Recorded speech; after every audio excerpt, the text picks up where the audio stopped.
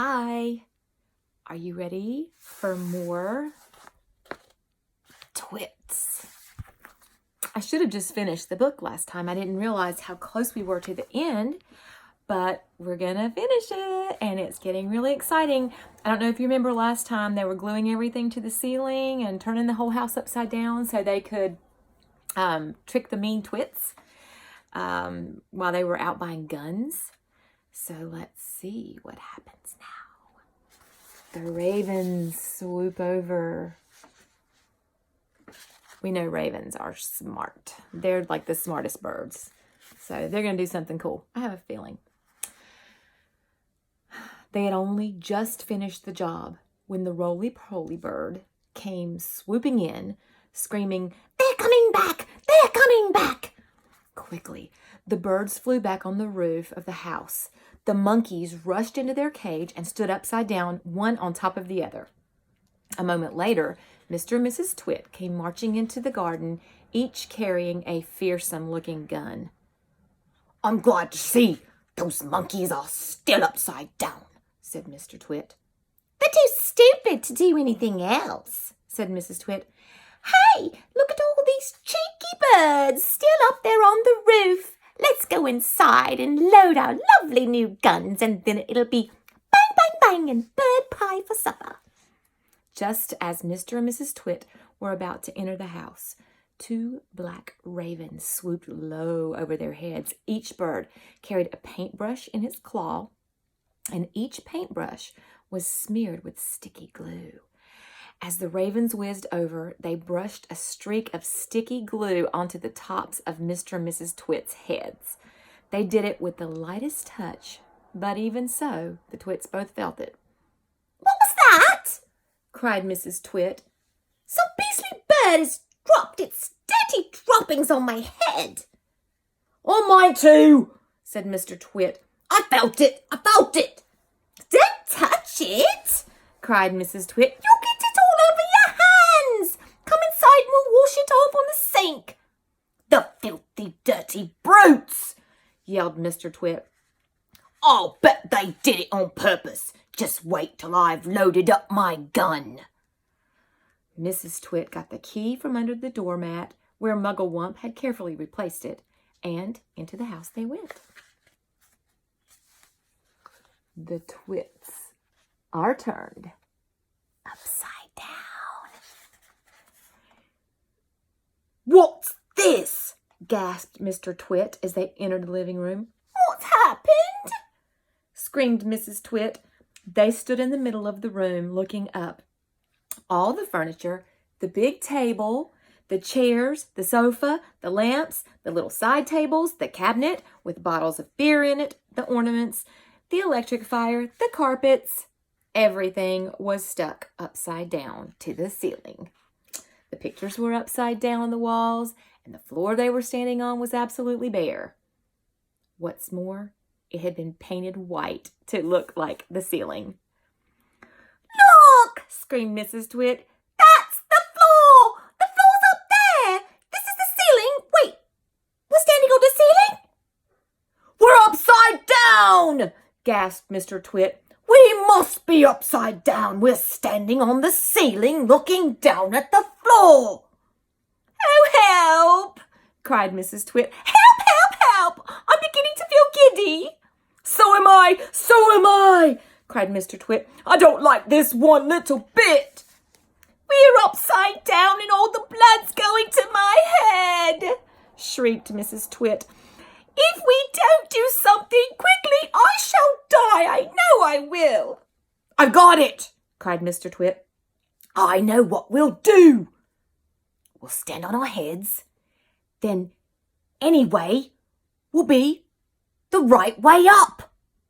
So they stood on their heads, and of course, the moment the tops of their heads touched the floor, the sticky glue that the ravens had brushed on a few moments before did its job. They were stuck. They were pinned down, cemented, glued, fixed to the floorboards. Through a crack in the door, the monkeys watched. They jumped right out of their cage the moment the Twits had gone inside. And the roly-poly bird watched and all the other birds flew in and out to catch a glimpse of this extraordinary sight.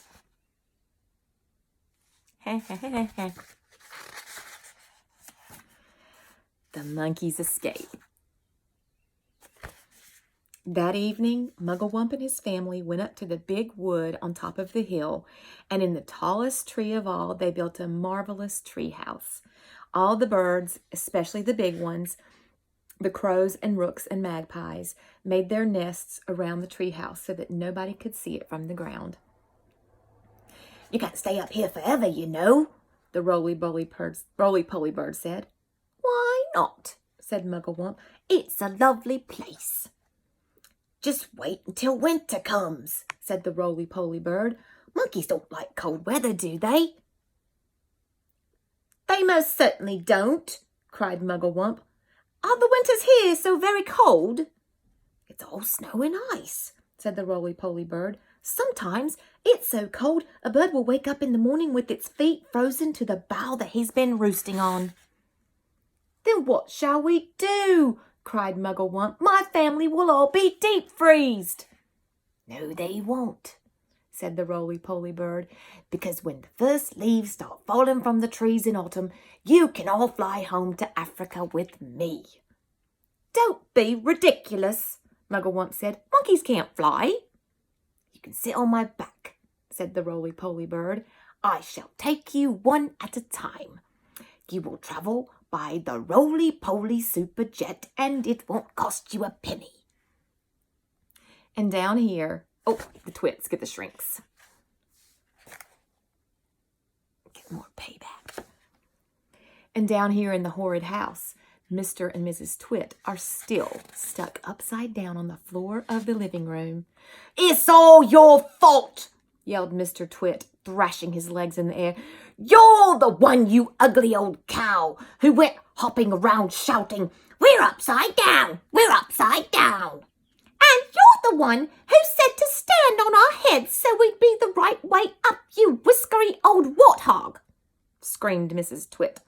"Now we'll never get free. We're stuck here forever." "You may be stuck here forever," said Mr. Twit, "but not me. I'm going to get away." Mr. Twit wriggled and squirmed, and he squiggled and wormed, and he twisted and turned, and he chuggled and churned. But the sticky glue held him to the floor just as tightly as it had once held the poor birds in the big dead tree. He was still as upside down as ever, standing on his head. But heads are not made to be stood upon. If you stand on your head for a very long time, a horrid thing happens. And this was where Mr. Twit got his biggest shock of all.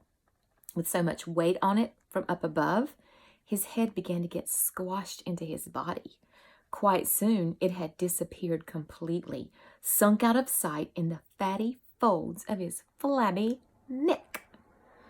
"I'm shrinking!" burbled Mr. Twit. "So am I!" cried Mrs. Twit. "Help me! Save me! Call a doctor!" yelled Mr. Twit. "I'm getting the dreaded shrinks."